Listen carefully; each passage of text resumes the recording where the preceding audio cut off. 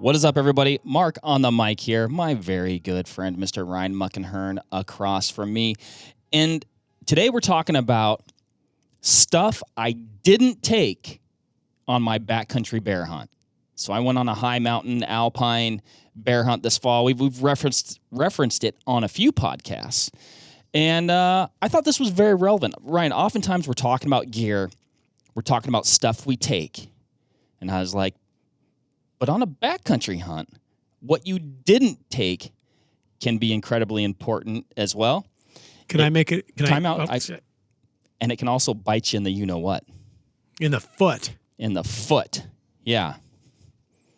What were you going to say? Sorry.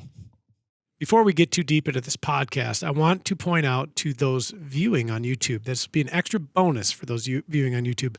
Mark did not bring socks, ammo, or underpants. That's not true. That's not entirely true. It's on the table. That's not entirely true. We're going to get there. Ryan, what do you... I forgot one thing. I'm just going to bring it out right now. Mark also didn't... That's a nice one. I didn't take a multi-tool. That's basically the lightest multi-tool I could find. Didn't take it. That's clever. Mark, I really like that tool. It's really awesome. You know what I really like about that tool? Is that part right there. Little clip, you can clip it to something, yeah. Yep. I'm really glad that you brought these things to this production because I'm fresh off a hunt myself. Okay. I didn't bring a lot of these things either. At all? Yours was more of a truck-based camp hunt, though, right? Or no? We drove the trucks to the spot. Yeah. But then it's a very large tract of land. Right. And before the podcast, we were talking about, like, is this the right thing to talk about? And I think absolutely, because the situation dictates what you carry. Right. There are certain times, Mark was hunting black bears. He can speak to that. I don't really do that yet. I was hunting pronghorn antelope. Mm-hmm. There are several items on this table that I didn't bring into the field. Sure. Yeah, sometimes you just don't need them. Now, I'll say this. All of the items on this table right here, right now, when I left them behind, I did have a level of trepidation. And there are some of the items that next time I would bring. Okay.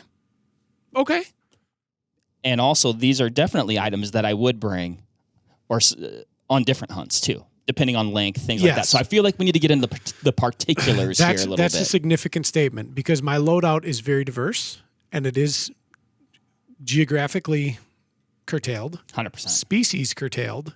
Weather curtailed. Mm-hmm. Yeah. This is in some ways very particular, but it's an example of maybe what you can do. I have a question. And how much weight you can save. Can I point to an item and have you tell me why you didn't bring it? Yes. Begin. The Razor 13 to 39 straight. I love this spotting scope. Probably my favorite of the Razors, just because I am a weight pansy, hence the podcast we're doing right now, and the incredible amount of performance you do get with this. So like I said, this was a backcountry bear hunt. It was a 5-day backpack hunt. So I think the length of time also dictates some of these items as well. 5 days, and I had Razor 12 by 50s. Yep. Tripod, right? So black bears are not too difficult to spot. When they're in the open, they pop pretty good. My 12s were definitely sufficient to spot any bear that I wanted to spot. I had them coupled with a Razor GB 4000 rangefinder. And that was going to be sufficient. I wasn't looking for like a giant black bear. I wasn't trying to assess, anything super crazy. And to a degree, your experience with that species in that terrain also gives you an eye. Sure. We'll get to that later. Black bears notoriously difficult to judge. Sure. But I was looking for what I would consider an adult bear by itself. Understood. Right? No cubs. Yeah. And the 12s for me, and we were glassing some pretty expansive distances. they were sufficient for what I wanted to do. Now, had I, we saw a bunch of mountain goats up there. We saw some really cool stuff. The country was absolutely stunning. Had I been like, man, I really want to do some digiscoping, I want to get some pictures of these goats or things like that. Maybe I want to document my hunt and use my spotter as a long lens. Also use it when I do want to look at something, because there's definitely a couple times where you're like, it'd be cool to have a spotter right now. Then it probably comes with me, right? So it kind of depends on what your goals are, what you're doing. If I was deer hunting or something like that, I'm bringing the spotter. You know what I mean? So like I said, it's hunt specific. But that saves some weight. Yeah, saved you almost 30 ounces. Yeah. And that's light. That's a hard leave behind, though, because we love optics here. Yeah. This is a bit vexing to me, only because I constantly have one on me. Every day. That's why I kind of... That's why I hit it from There's a lot of first. things that this can do for you as a person. From like a medical standpoint, we can extract porcupine quills. You can pull a tooth. And then, of course, there's like saws and knives and things on it that are going to be useful to you. I'm surprised. This is a weight penalty that I would absorb into my pants. Right. And it would probably live on me. But you made that conscious decision. This is the third time I've essentially done this hunt. We've done it in 3 different areas. We actually made it back to the original area, or one of the original areas that we went. A lot of these items came on those hunts and didn't necessarily get used. I understand. That's how I've gotten to my gear roster now. It took a couple of seasons. Things that I brought that I never touched. And if I went 2 seasons without touching those things, they never came again. And there's definitely items that fall into that category that you still bring every time. Oh, sure. Right. A tourniquet, that's something that I carry all the time now. Great call. Goosebumps novels. Yeah, we'll get. Yeah, those made it the whole series. So far, the spotter, the Leatherman multi-tool, which I will say, I think this is the Skeletool. Yep. So at least at the time when I purchased it, I believe this was the lightest one. But I was thinking of stuff that I might need to fix up there or do, and I just, like I said, I hadn't used it. I understand. I wasn't coming up with too many ideas, and so I left it behind. How about this Klingon war tool? So that is I believe it's called a Whippet. Now there's a black diamond Whippet ski pole. I think that's kind of like, it's built for self-arresting, like when you're doing snow sport type stuff. Sure. It's integrated into the entire pole. This is one that goes into the top handle of my black diamond. I can't remember the model of trekking pole, but it really good trekking poles. They've worked really well for me, and you can kind of like put it in and out at will, or maybe leave it at home on a hunt where you think you might not need it. We were definitely in country where a person could find it useful. I ended up not really using it the last 2 hunts, though, so I left it behind. I also had micro spikes and my trekking poles, and I was like, well, both those things combined, I think, are going to give me enough purchase in this terrain that, that I'm not going to need it. This was a little bit of a risk to me, though, I remember when you got that. Yeah. You're pretty jazzed. This one, I'm going to respectfully disagree with. Okay. This is where I've dialed it back a little bit, though. I always have fire starter, whether it's a Wisconsin whitetail hunt. I was just talking about this with guys at home. And again, I just think you always need to be able to start a fire in the woods. Yeah. I'm like, what if? Again, what if? You can what if yourself to death, hopefully not to death, if you're able to start a fire, though. Like, you fall out of your tree stand, you're incapacitated, it's cold. It's cold, your in-reach isn't working, maybe you're waiting for help, but you can get to your fire starter and start a fire close to you. Again, like, I don't know, I'm drawing up the scenario in my mind. No. I just think it's always good to be able to start a fire. I understand. Did you have some implement? So in the past, I'm always like, well, maybe I'll need to start a lot of fires, right? So this is the large the large tin of Pyro Putty. They make like a like little individuals, yeah. So so I carried a couple of those in my bino harness, and then a couple in kind of like my kit in my main bag as well. I'm totally cool with this, Mark. I've done a similar thing. I was on Amazon some years ago. I was looking for a means to make an all-weather candle that had a high-temperature paraffin with 3 wicks in it, and that in itself is another discussion. That was for a bear hunt.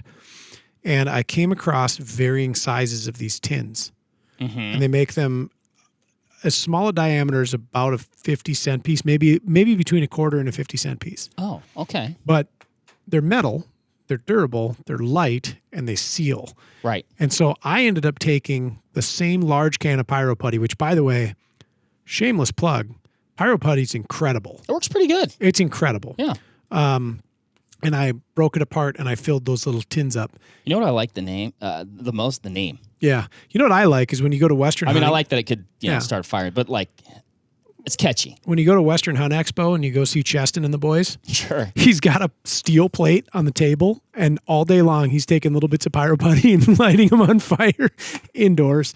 I don't know if anybody knows that from like the regulatory body that puts that on, but yeah, you may have ended his best promotion. You know, Yeah. it's like the guys at the the hunt expos that are they got the clippers. You know, I can yep, clip this limb. I'm sold on this product. Great product. But to know that you had a provision, I rest easy. And I like to, I like my bino harness is just something that is always on me. So Yeah. I keep a handful of like gotta haves in there, Yep. and that's one of those things. Nope, I'm with you on that one totally.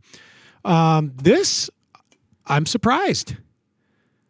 You ate your mountain houses and your backpack meals just dry. So I didn't.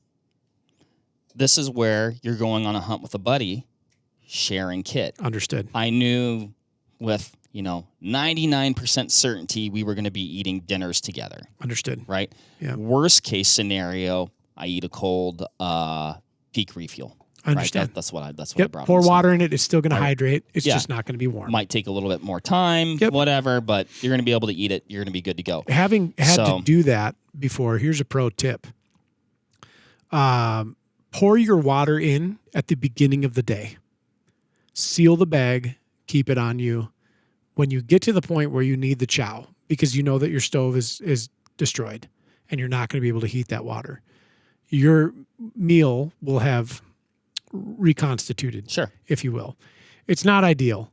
It is always better hot, but it's palatable, literally. And you don't get crunchy noodles, and those are the worst. Oftentimes I do, even when I heat it, because I don't wait long enough. I'm just like, whatever. I'm still guys got gonna to do eat it. that. I will say, so this stove is the MSR Reactor. Heavier than some stoves. Yes. But Super efficient. it's efficient, and it's a reliable stove, and I do like it. I have considered going a little bit of a different route, particularly for a hunt like this. But this was one where it wasn't a solo hunt, and we were able to share kit. So my buddy Joe had a stove that he liked, and I was going to say that I actually carried the fuel, because like that's what you should do. You split like, it. Split it. Like, oh, you carry the stove, I'll carry the fuel. I think he's like, whatever, it's in my kit, like, and he just put it in his backpack. So I kind of got away scot-free on that one. Helps to be the big guy. Yeah. I'm compelled, Mark. There are 5 rifle cartridges on the table. Again, a place where I was able to dial it back. And this is probably, a lot of people might be like, well, you were crazy for doing what you were doing. And I'm like, well, maybe not. So I generally, on like a backpack hunt, would carry 20 rifle cartridges. Dang! Carry 20, hope to use 1, right? Potentially you get into 2 situations where it gets maybe a little Western. You know, maybe your buddy shoots one or shoots at one, hits one. You're following up, trying to help him. Maybe you get into a similar situation or maybe somewhere you take a tumble and you're trying to, like, get your rifle sorted out, and you go from, 20 cartridges to 10 cartridges or 4 real quick, right? I understand. I probably, for a lot of people, still carried too many cartridges. 2 magazines, I bet. I carried 2 magazines and a couple extras squirreled away. So I think I had a total of 15 cartridges. Adequate. I do similar things. Joe was like, I'm only letting you take 10 cartridges. Yeah. And then I think I was like, yeah, sure. So we just had this conversation at the camp that I was in about how I was to where I'm at now. And this wasn't just singularly about me, but as hunters, how we evolved with experience. My first Western hunt solo, like without the assist of a guide or a group of people, I think I had 3 boxes of ammunition with. Now I slept in my truck, so it's not like I was walking around some sort of crazy thing.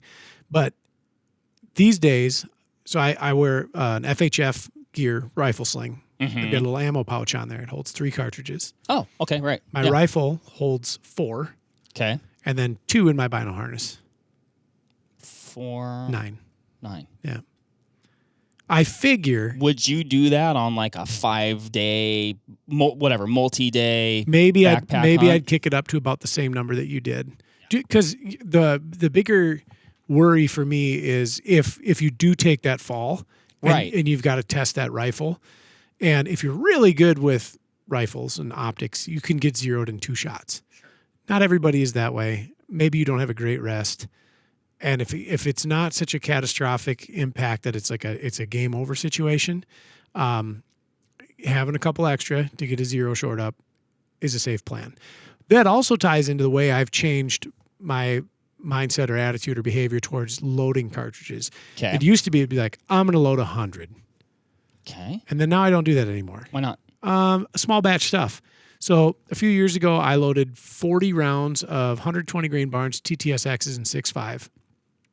Every year, I will zero that rifle. That takes 1 to 2 shots. I may take 1 to 3 game animals with it. Mm-hmm. And then that 40 has lasted me for a very long time. Inevitably, what happens is I end up pocket stuffing cartridges. I use bino harnesses on different hunts. Like I've got some brightly colored bino harnesses, some blaze orange stuff. I've got some camo stuff. I've got some drab stuff, depending on where I'm at or what I'm doing. And, I'm emptying one. I'm like, oh, shoot. I'm using a 280 Ackley on this hunt, not a 6.5. So I stash them up on top of my gun safe, or they sit up on my nightstand, or they're in my shop. And then it's like, at some point in the year, I'm looking and I'm playing guess and check with all these. Oh, which ones are these again? Yeah. So now when I'm loading, especially for hunts, it's small batches. It's maybe 25. And that's enough to get me zeroed and hunt that season. I'll probably still have a surplus. Knowing the rifle that you took on this hunt, once we found the load for your rifle that was good, we fired a handful of rounds. You fired to 547 yards, 500 meters. Ding, ding, ding. Chicken proofed it. And then like you had a surplus of ammunition. Right. Yeah. I will say though, at the truck, I got a couple extra boxes. Oh yeah. I understand. But yeah, so saved some few weight ounces there, and I like your strategy. Probably a lot of people are doing that, but man, I like to have I've got I was just riding essentially 99% of the hunt with just 3 down in the mag. My mag holds 3, and then closed on an empty. Then I had an extra mag, in a pants pocket. Probably a couple Lucy's and another pants pocket, and then the ones in my bino harness and Lucy's. When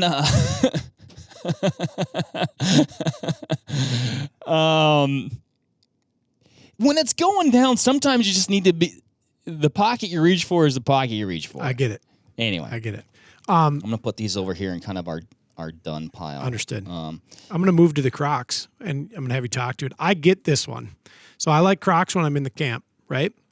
But when it's thinking of an example, a buddy of mine and I were doing an archery hunt a couple years ago, and it was up very early, all day grind. Very active in the morning, but waiting for deer to bed down to take a day bed. And then it's just like slow stalking all day. It just wears you out. And then, of course, you hunt the evening, and then it's like a mile-ish back to where we had set our camp. I didn't bring my crocodiles because once I'm out of my boots, I'm done. Like if I take, right. I'm racking out. It's over. I'm not going to put on the loungewear. No. When I'm in the like the relaxed camp setting. Oh, truck camp. Oh yeah.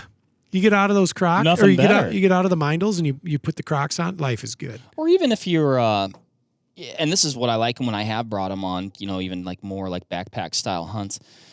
You're in your tent. You gotta take a leak or something. You don't throw your slippers just on. throw your slippers on because you don't have your socks, and you know what I mean. You just go outside. If they get wet in the grass, big deal. Handy. They are handy for stream crossings, or can be.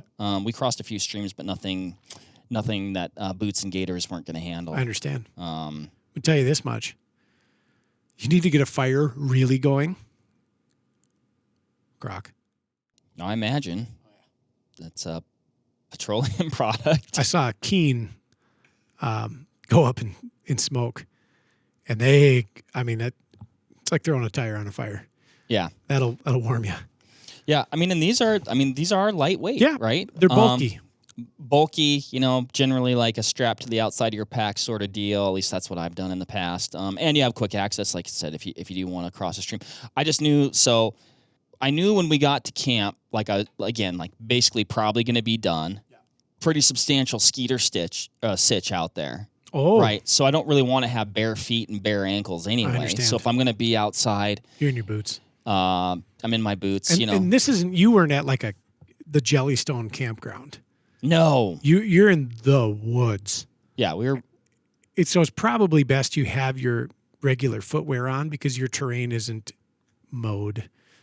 Yeah, where we camped was very nice. Like if you were just wanting to chill out, like you could definitely chill out. But there was just never going to be a time other than you get up in the middle of the night, I got to take a leak. That's when it would have been nice, but it wasn't worth it to me to carry them. I understand.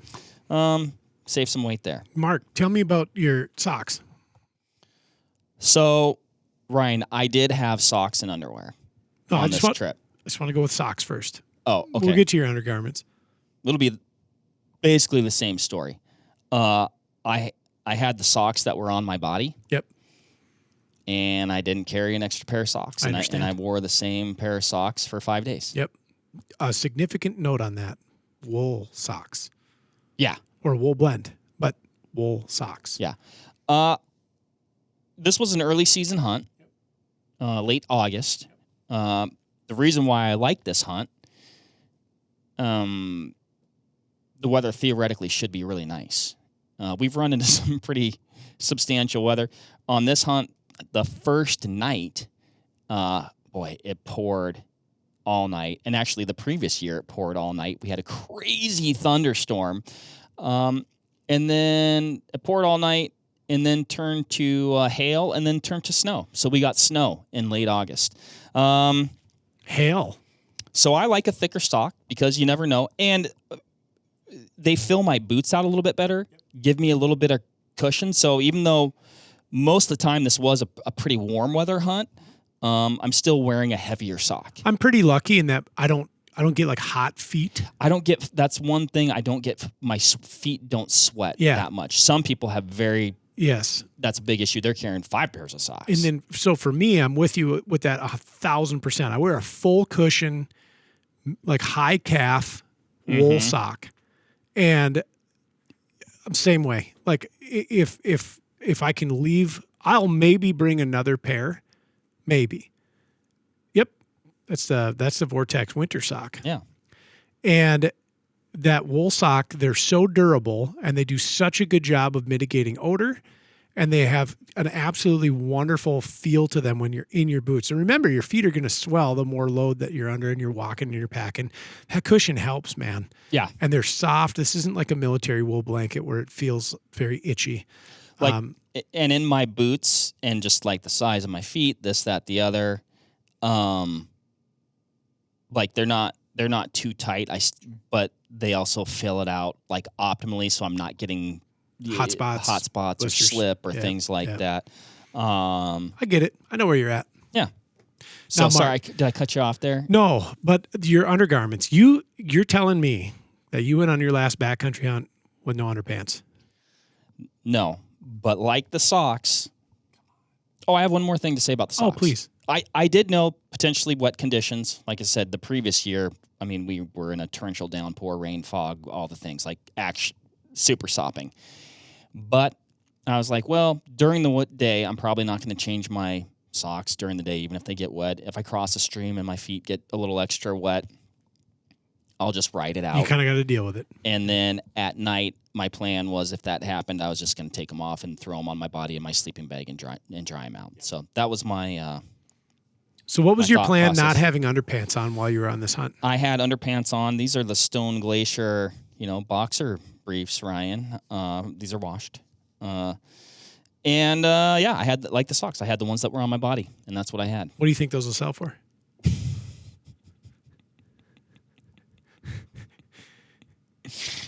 I told you they're washed. Okay. Oh boy, you got me there. I get that too. Train of thought. Come back. Yeah. These were the ones that are on my body. This is probably something that by day 5, not the worst thing in the world, a little itchy. And I was like, Here's the deal. On beyond 5 days, I'm bringing 2. That's what I'll say. Wearing the materials that you're wearing, though, and this is the truth. You get away with it because of that material.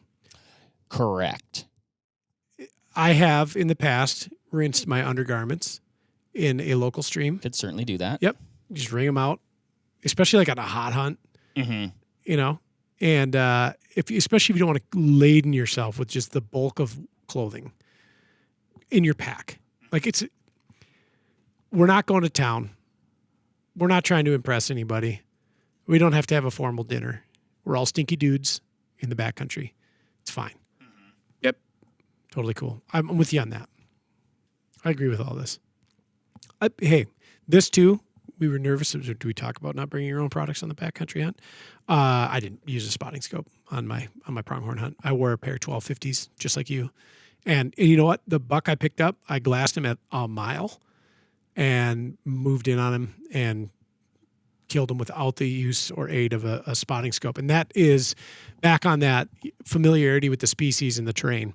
So, like, you've looked at a lot of bears. You've killed a lot of bears. You know what you're looking for. They're stark. They're bold. Big black dot on the landscape or big cinnamon colored dot on the landscape. They when they're out. Yeah, they stand out. And you can get an appreciation. Now, I'll say this too. They can be like in a berry field where maybe you are seeing only bits and pieces because the brush is high, but still you're going to see I'm still doing that with my binoculars. Understood. Same thing with pronghorn. So like once you get an eye for what is a quote good pronghorn versus a younger pronghorn, it's pretty apparent. Like you get accustomed to seeing that mass or horn geometry like cutter or hook length. And it's like pretty instantaneous. It's like, yep, that's a good one. Mm-hmm. And then personal expectations too. So you mentioned you're not looking for a 400-pound bear. No, I was hunting. Well, I love hunting bears because I think they're just super cool and I love where they live. But like I was hunting the place. Yep. And also like the people that I was with they're like some of my favorite people. So like it was that, getting a bear, huge bonus. Definitely want to get a bear, particularly like this is, third time's the charm sort of thing. But yeah, like a lot of reasons why you're there, right? Yeah. And getting a big one wasn't part of it. No, but you also have over the years figured out what a bigger one looks like next to a smaller one. With most critters, but I would almost say in particularly bears and pronghorn, when you see a big one, it is a... Oh, man. Yeah. It's like, oh, that's a big one because it looks different than all the other ones. Sure. Yeah. And that's why it was super cool not bringing my spotter with. It never even made it to the state. You shot a pretty big one. Yeah. It stayed home, and that's fine. And like I said, 1250s on a tripod for long period glassings, or even on my shooting sticks for long period glassing. And then otherwise, I'm just kind of moving and grooving, kind of constantly stocking on them. And I'm not going to necessarily take the time to deploy the tripod, put the spotter on it, or even the binos for that matter. And that quick lickety-loo, the 12 is still stable enough to pull that off if you're accustomed to it. And it worked out wonderfully. You know, we were glassing pronghorn at mile plus with binos, Right. and making educated and intelligent decisions on whether or not we're going to go burn a bunch of calories to go kill that one. My hunting partner, we found his goat at a little bit before 8 o'clock in the morning. We didn't end up killing it until about 2:30 that afternoon, and very hard to get to spot. And in kind of the last 2 hours of it before we really made the maneuver, I had him at like 535 yards, and I had my binos on my shooting sticks. Okay. And I was like peeked around this hill. We were in full view of them. Sun would have been on our face. Setting up a spotting scope would have 1,000% blown our cover.